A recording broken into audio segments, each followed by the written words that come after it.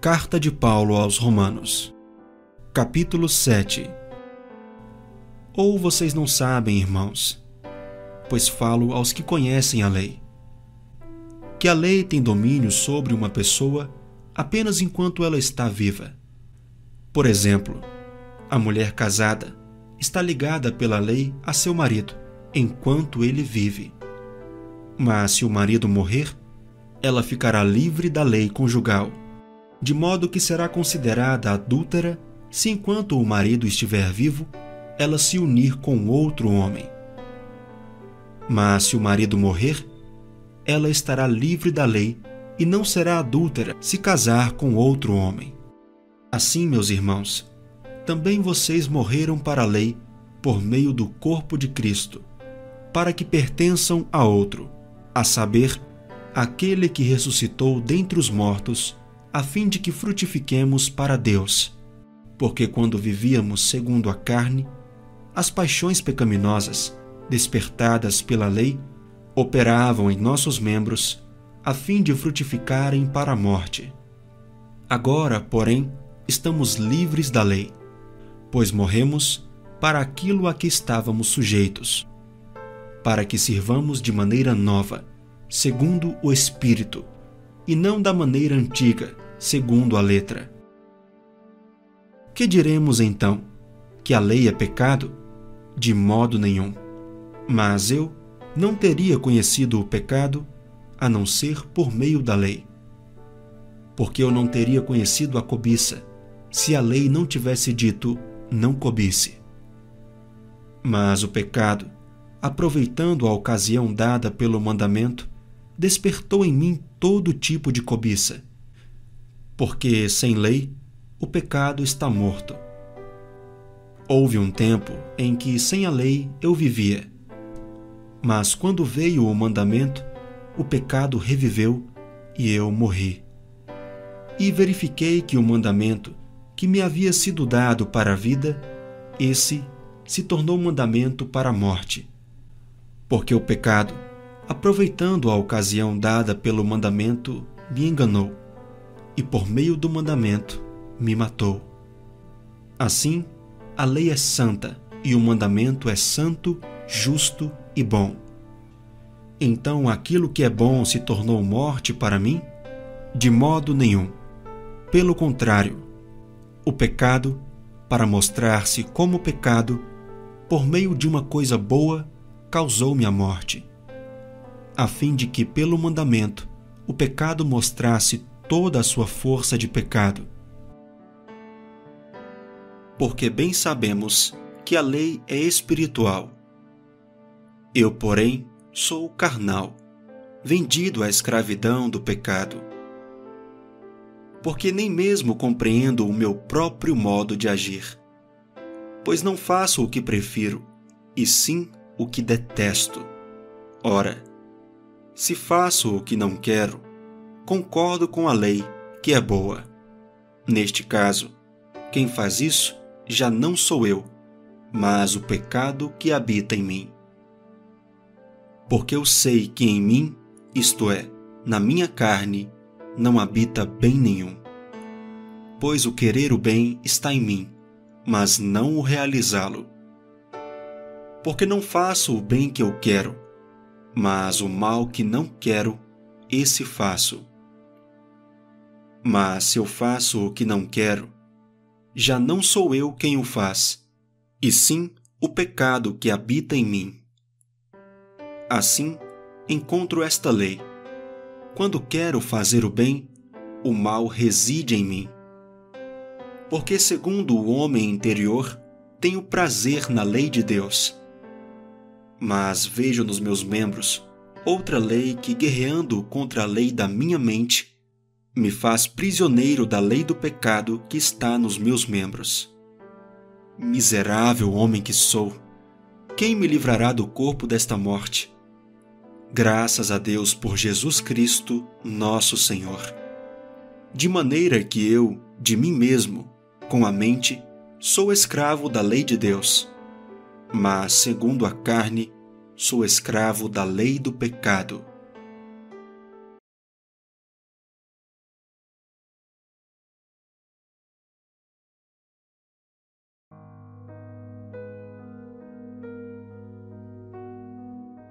Carta de Paulo aos Romanos. Capítulo 8. Agora, pois, já não existe nenhuma condenação para os que estão em Cristo Jesus. Porque a lei do Espírito da vida, em Cristo Jesus, livrou você da lei do pecado e da morte. Porque aquilo que a lei não podia fazer, por causa da fraqueza da carne, isso Deus fez, enviando o seu próprio Filho em semelhança de carne pecaminosa e no que diz respeito ao pecado. E assim, Deus condenou o pecado na carne, a fim de que a exigência da lei se cumprisse em nós, que não vivemos segundo a carne, mas segundo o Espírito. Os que vivem segundo a carne se inclinam para as coisas da carne, mas os que vivem segundo o Espírito se inclinam para as coisas do Espírito. Pois a inclinação da carne é morte, mas a do Espírito é vida e paz. Porque a inclinação da carne é inimizade contra Deus, pois não está sujeita à lei de Deus, nem mesmo pode estar. Portanto, os que estão na carne não podem agradar a Deus. Vocês, porém, não estão na carne, mas no Espírito, se de fato o Espírito de Deus habita em vocês. E se alguém não tem o Espírito de Cristo, esse tal não é dele. Se, porém, Cristo está em vocês, o corpo, na verdade, está morto por causa do pecado, mas o Espírito é vida por causa da justiça. Se em vocês habita o Espírito daquele que ressuscitou Jesus dentre os mortos, esse mesmo que ressuscitou Cristo dentre os mortos, vivificará também o corpo mortal de vocês, por meio do seu Espírito que habita em vocês. Assim, pois, irmãos, somos devedores, não à carne, como se estivéssemos obrigados a viver segundo a carne. Porque se vocês viverem segundo a carne, caminharão para a morte. Mas se pelo Espírito mortificarem os feitos do corpo, certamente viverão. Pois todos os que são guiados pelo Espírito de Deus são filhos de Deus. Porque vocês não receberam o espírito de escravidão, para viverem outra vez atemorizados, mas receberam o espírito de adoção, por meio do qual clamamos Abba, Pai. O próprio Espírito confirma ao nosso espírito que somos filhos de Deus. E se somos filhos, somos também herdeiros, herdeiros de Deus e co-herdeiros com Cristo, se com Ele sofremos, para que também com Ele sejamos glorificados. Porque para mim, tenho por certo que os sofrimentos do tempo presente não podem ser comparados com a glória a ser revelada em nós. A ardente expectativa da criação aguarda a revelação dos filhos de Deus. Pois a criação está sujeita à vaidade, não por sua própria vontade, mas por causa daquele que a sujeitou, na esperança de que a própria criação será libertada do cativeiro da corrupção, para a liberdade da glória dos filhos de Deus. Porque sabemos que toda a criação, a um só tempo, geme e suporta angústias até agora. E não somente ela, mas também nós, que temos as primícias do Espírito, igualmente gememos em nosso íntimo, aguardando a adoção de filhos, a redenção do nosso corpo. Porque na esperança fomos salvos. Ora, esperança que se vê não é esperança, pois quem espera o que está vendo? Mas se esperamos o que não vemos, com paciência o aguardamos. Da mesma maneira também o Espírito nos ajuda em nossa fraqueza, porque não sabemos orar como convém. Mas o próprio Espírito intercede por nós com gemidos inexprimíveis. E aquele que sonda os corações sabe qual é a mente do Espírito, porque intercede pelos santos de acordo com a vontade de Deus. Sabemos que todas as coisas cooperam para o bem daqueles que amam a Deus, daqueles que são chamados segundo o seu propósito. Pois aqueles que Deus de antemão conheceu, Ele também predestinou, para serem conformes à imagem de seu Filho, a fim de que ele seja o primogênito entre muitos irmãos. E aos que predestinou, a esses também chamou. E aos que chamou, a esses também justificou. E aos que justificou, a esses também glorificou. Que diremos então à vista destas coisas? Se Deus é por nós, quem será contra nós? Aquele que não poupou o seu próprio Filho, mas por todos nós o entregou, será que não nos dará graciosamente com ele todas as coisas? Quem intentará acusação contra os eleitos de Deus? É Deus quem os justifica. Quem os condenará? É Cristo Jesus quem morreu, ou melhor, quem ressuscitou, o qual está à direita de Deus e também intercede por nós. Quem nos separará do amor de Cristo?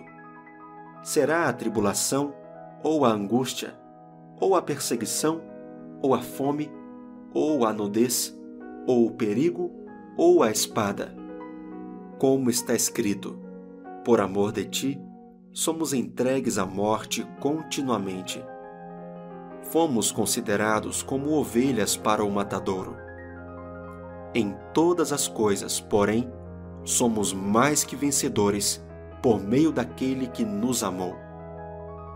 Porque eu estou bem certo de que nem a morte, nem a vida, nem os anjos, nem os principados, nem as coisas do presente, nem do porvir, nem os poderes, nem a altura, nem a profundidade, nem qualquer outra criatura poderá nos separar do amor de Deus que está em Cristo Jesus, nosso Senhor.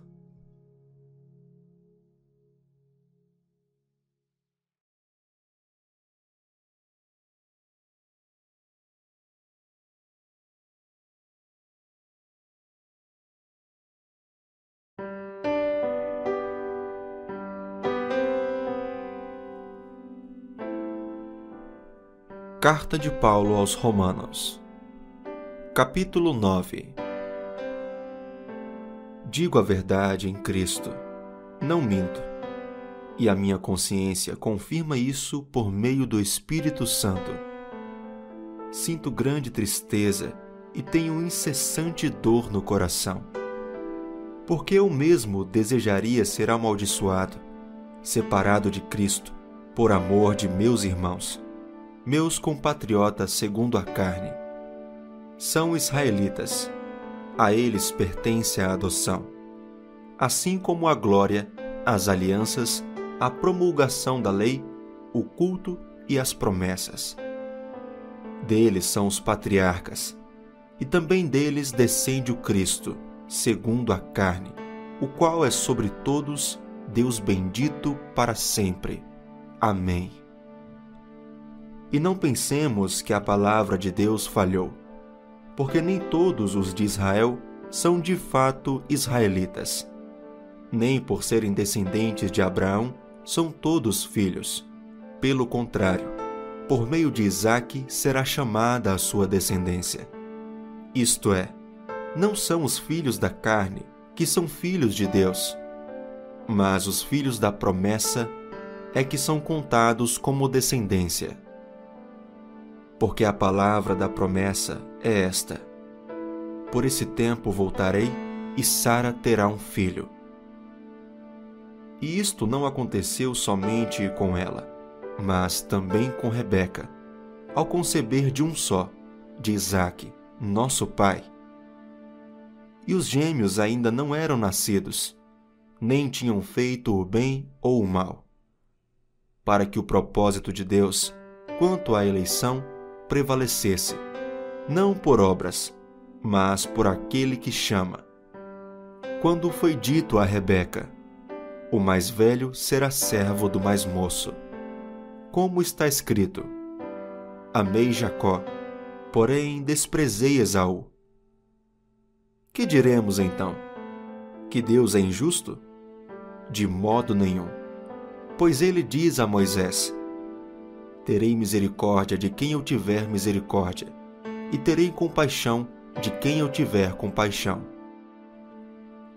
Assim, pois, isto não depende de quem quer ou de quem corre, mas de Deus, que tem misericórdia. Porque a Escritura diz a Faraó: foi para isto mesmo que eu o levantei, para mostrar em você o meu poder e para que o meu nome seja anunciado em toda a terra. Logo, Deus tem misericórdia de quem quer e também endurece a quem Ele quer. Mas você vai me dizer: por que Deus ainda se queixa? Pois quem pode resistir à sua vontade?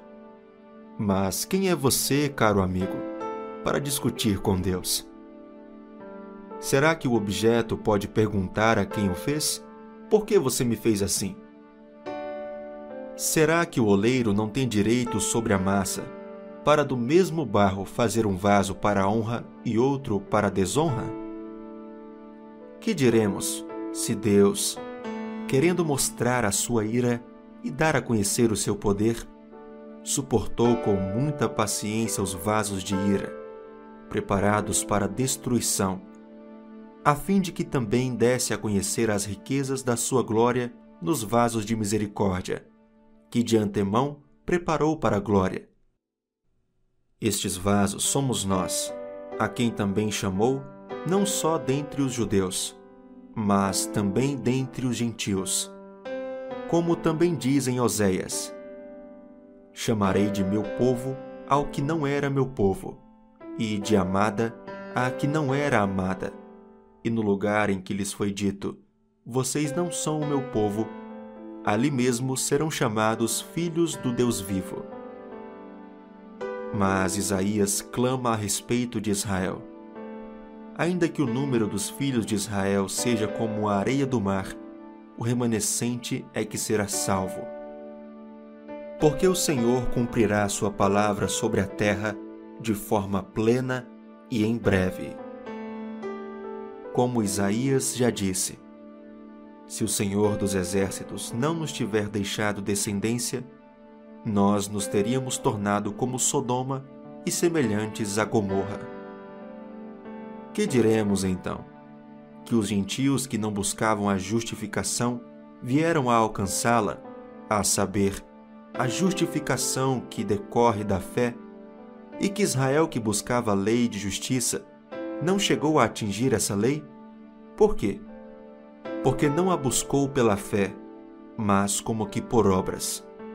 Tropeçaram na pedra de tropeço, como está escrito: eis que ponho em Sião uma pedra de tropeço e rocha de ofensa, e aquele que nela crê não será envergonhado.